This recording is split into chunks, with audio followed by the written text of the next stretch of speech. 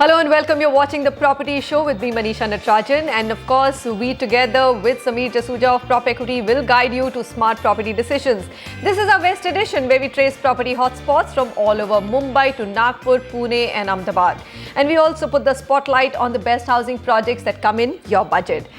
Well, let's take you through what's happening or coming up on the show today. Our top headline, the much-awaited Mumbai Trans-Harbour link gets a go-ahead from the Green Ministry. We ask experts how it will open up potential residential markets and if this will finally ease off the housing pressure in the Navi Mumbai region. So watch out for that big story and the discussion which follows it.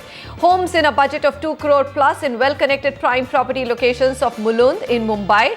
Also projects from reputed builders in one of the most promising destinations of Navi Mumbai, Panvel, all under 40 lakh rupees. And our continuing focus on the property show, the decreasing livability of our cities. Eye-opening data comes from Mumbai, which shows that the city's air has touched the unsafe zone. So it's creeping closer and closer to Delhi. A home for every budget in Pune's top micro market starting at 50 lakh also on the show, and of course right up to 70 lakh rupees. And projects with top class amenities in a pocket-friendly budget of 45 lakh rupees in Nagpur.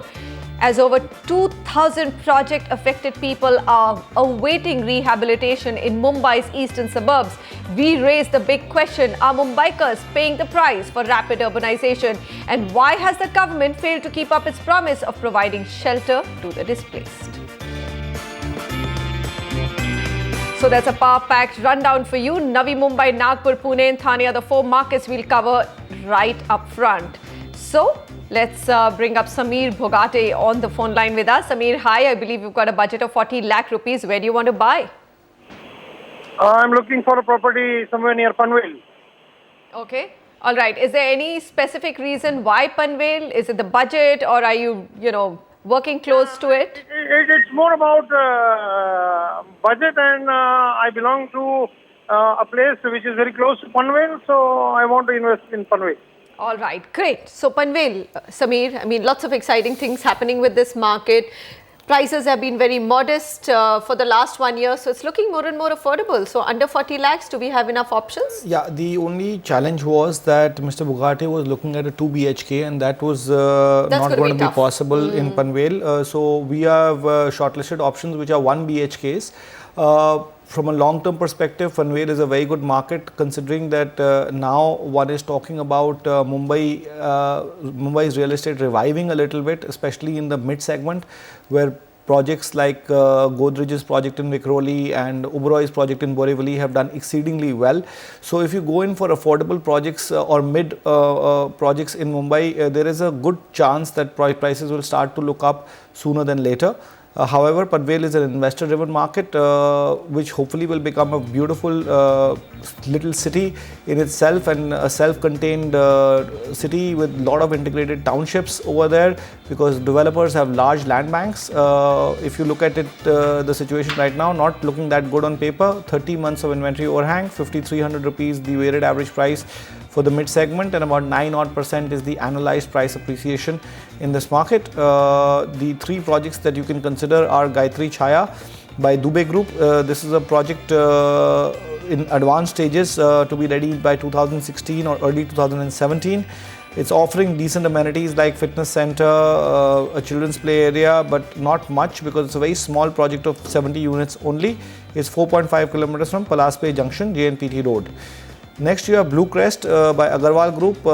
This project is also a standalone building, so don't expect too many amenities, 90 units only.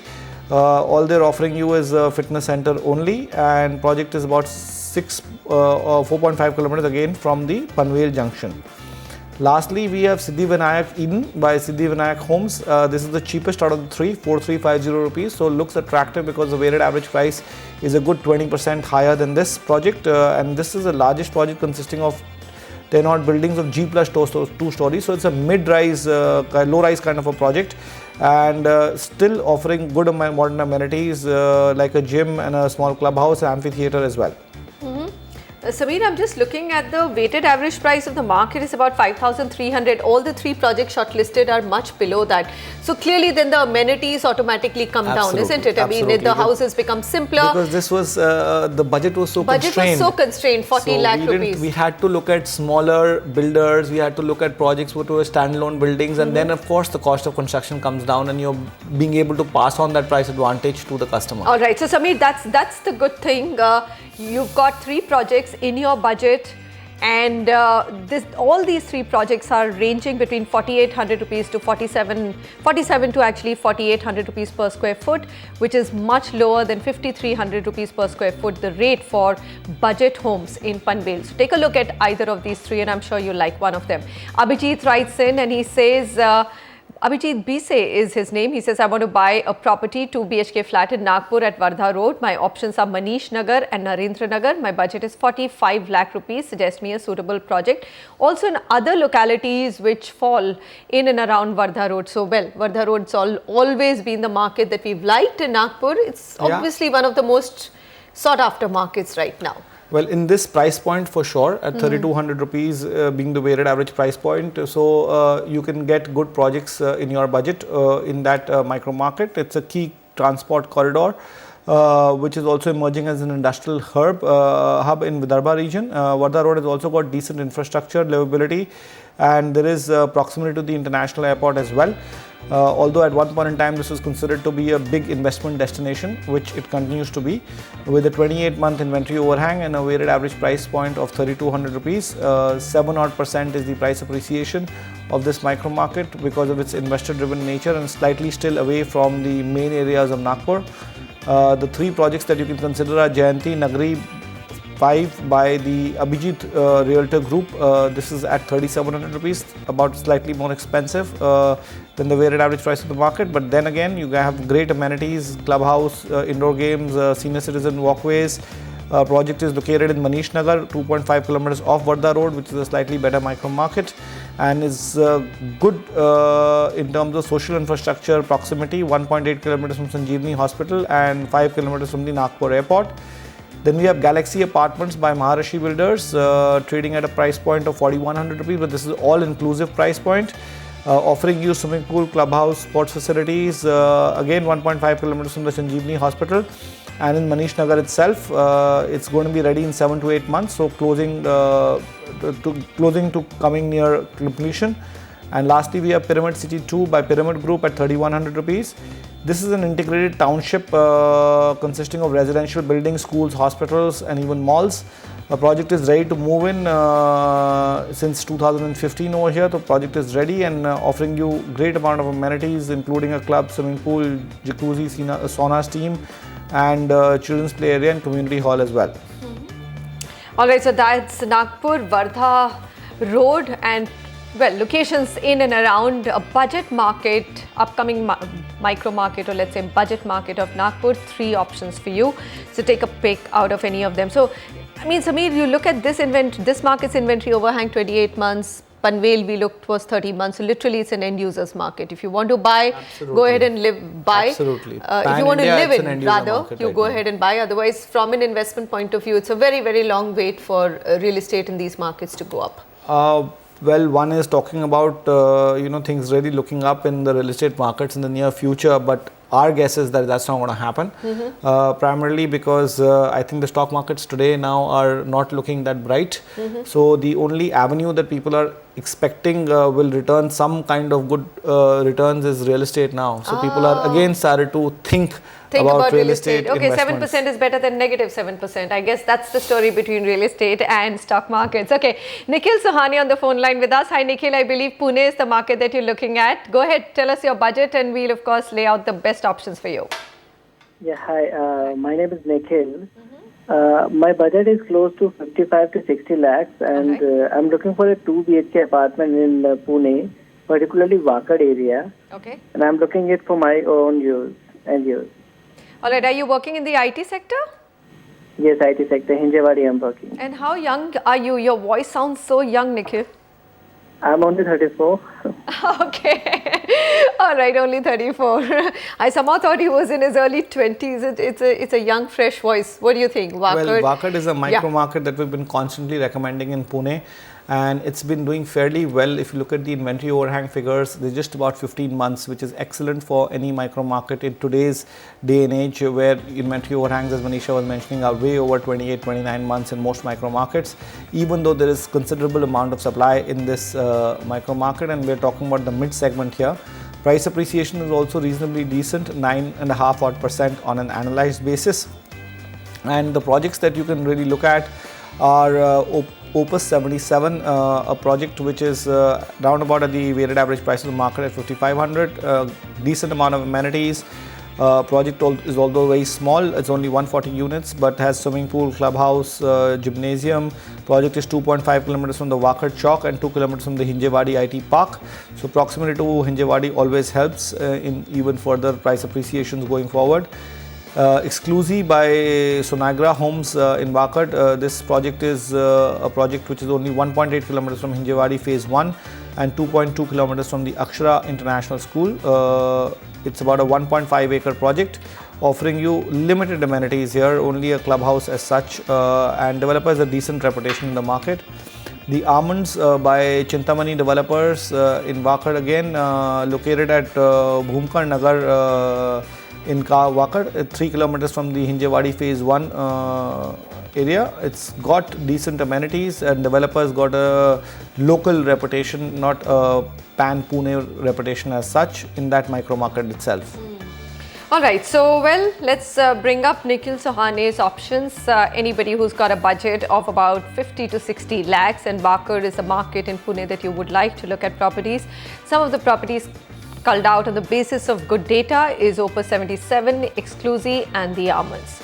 All right, let's move on. Gaurav Singh writes in to us and says that I want to buy a 1.5 BHK flat in Tata's New Haven project in Boisar, Mumbai for investment. This will cost me about 22 lakh rupees excluding stamp duty and registration. Super built up area 675 square feet and carpet areas 458 square feet.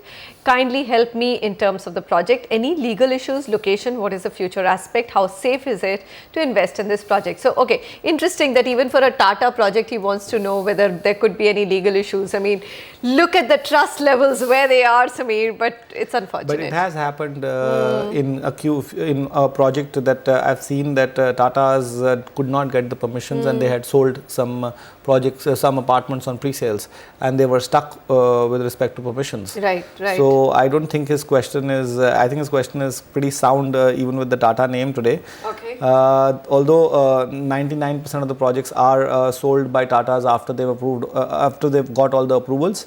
Tata New Haven 2 is a good project, although slightly more expensive, but because today branded realty is the only realty that's kind of selling and people are paying a premium for developers who have the credibility and the track record of delivering and executing projects on time, and Tata is definitely one of them. Project is also an IGBC certified silver rated green project. It's only 4 kilometers from the Boisar railway station and 5 kilometers from the Tarapur MIDC. Project plan are in place and project is approved by even SBI Bank. The project is spread across 46 acres, so a very large project consisting of 64 buildings of G+4 stories. So you can go ahead with the project, worth paying the premium for a Tata name. Although the micro markets weighted average price is about 2,800 rupees for the mid segment, it's a highly affordable micro market with 26 months of inventory overhang and a 7% analyzed appreciation. However, you can look at 2 more projects which are slightly cheaper if budget is a constraint. Sai Siddhi by Asha Realty, a project only trading at 2,551 rupees a square foot, 800 meters from the Theme College of Engineering and 4.6 kilometers from the Boisar railway station. Developers got a local reputation. He's also offering you a clubhouse and senior citizen sit-out area, but nothing much beyond that because it's a small project. Then you have a Mahindra project as well, which is Happiness Phase 2 by Mahindra Lifestyles at 3,000 odd rupees. Project spread across 13 acres. So again, a reasonably big project with an IGBC certification, 4.5 kilometers from the railway station. And they're offering you amenities including an oval cricket kind of a ground, amphitheatre, gymnasium, clubhouse, badminton court, tennis court, you name it, and they're offering you all that in a price point of 3,070 rupees. Wow. And how much cheaper is it to the Tata project? About 10%. 10% cheaper, all right. And also a branded name. So Yes. there you go. So we give you options which are of course also from branded developers and also come to you cheaper, but nothing wrong with the project that you've shortlisted. Take a look at that, and also these two that we've shortlisted, Sai Siddhi and Happiness Phase 2. Well, moving on to living from property. High property prices and poor infrastructure wasn't bad enough for Mumbaikars. Now the city has to worry about decreasing quality of air.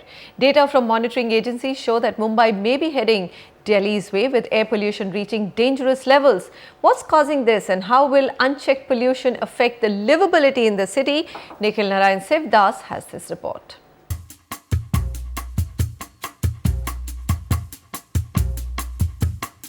AQI numbers, emissions and air currents.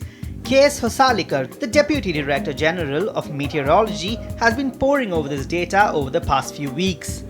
As part of SAFAR, the System of Air Quality, Weather Forecasting and Research, he has been tasked with analysing air quality levels in Mumbai, and the results so far have been worrying. Overall Mumbai, the air quality for the dust particles like PM 2.5 and PM 10 is in the range of moderate to a little higher on that, that is more than 200 to 300. Now this is really not a good sign. I think we need to check it before it crosses more than 300. Over the past week, Mumbai's air quality has steadily worsened, with the Air Quality Index AQI showing air pollution levels between 240 to a little over 300, with areas like the BKC, the western suburbs, Malad and Borivali falling into the poor and very poor categories. The AQI refers to the concentration of particulate matter in the air, with PM 2.5 and PM 10 being considered the most common pollutants. Even moderate levels of these particles can be hazardous to health. The literature says that even 2.5 can be a severe, can severely affect to a person who is suffering with the lung disease or who is having asthma or something like that. So very fine particle, once it goes into the dust in your lung, I think it is almost irremovable. So who is to blame for the rising levels of pollution? The culprits are bad infrastructure and unplanned construction, two other reasons why Mumbai is becoming an increasingly tough city to live in. PM 2.5 is generated through vehicular traffic, and slow-moving and stalled vehicles release more dangerous levels of this pollutant than fast-moving vehicles. Number of vehicles in Mumbai are lower than Delhi, 1/3 of Mumbai, but roads per kilometer, vehicles per kilometer of road about 3 to 4 times more than Delhi. So it is a twin issue of traffic congestion, slow movement and the pollution. On the other hand, construction activity releases PM 10 pollutants in the form of dust and debris. Most under-construction projects observe little or no waste disposal norms, with construction activity carried out in the open air with no netting or material in place to trap airborne particles. If urgent measures aren't taken to address this problem, experts believe that air quality levels in Mumbai will deteriorate even further. And if that happens, Mumbai's future will be in trouble. There are a lot of factors that people take into account while making real estate decisions. Price, infrastructure, location, and pollution will be a contributing factor for sure. The government is considering several measures including CNG and implementation of odd-even traffic rules in the city. But sources say that political infighting may mean none of this will be implemented. Will the government be able to get its act together to curb pollution? Or will Mumbaikars have to deal with one more issue that's making their city increasingly unlivable? Time will tell. From Mumbai, Nikhil Narayan Sivdas, NDTV. Alright, that's Mumbai. Well, they have the sea, so their pollution levels haven't hit Delhi. Thank God for that. But the city also has to wake up and recognize that big pollution problem. Meanwhile, Mumbai's Trans-Harbour link gets in principle nod from the Environment Ministry. We will examine on the other side of the show the impact it will have on the property markets in the Navi Mumbai region. Lots of markets will get an upstart with that development. And the latest launch on our property tracker, Godrej Vihan in Badlapur, Thane.